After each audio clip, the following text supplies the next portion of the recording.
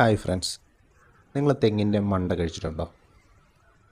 ഇത് എൻ്റെ വീട്ടിൽ മുറിച്ചൊരു തെങ്ങിൻ്റെ മണ്ടഭാഗമാണ്. ഇതിനകത്തേക്ക് പൊളിച്ച് ചെല്ലുമ്പോൾ ഈ പുറമേ കാണുന്ന മടലിൻ്റെയും ചൂട്ടിൻ്റെയും ഓലയുടെയൊക്കെ ചെറുത്, അതായത് വളർന്നു വരുന്ന ചെറിയ ഓലയും മടലും ഒക്കെ നമുക്ക് കാണാൻ പറ്റും. അത് വളരെ സോഫ്റ്റാണ്, അതുപോലെ തന്നെ എഡിബിളായിട്ടുള്ളതുമാണ്. അപ്പോൾ നല്ല മധുരമുള്ള കാമ്പാണ് ഇതിനകത്തിരിക്കുന്നത്, അത് നമുക്ക് കഴിക്കാവുന്നതാണ്.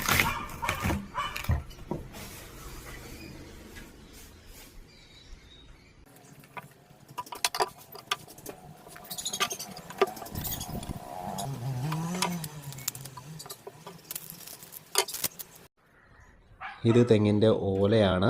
ഓലയുടെ ഏറ്റവും സോഫ്റ്റായിട്ടുള്ളൊരു സ്റ്റേജാണിത്. വളരെ സോഫ്റ്റാണ്, അതുപോലെ തന്നെ നമുക്ക് കഴിക്കാൻ പറ്റുന്നതുമാണ്.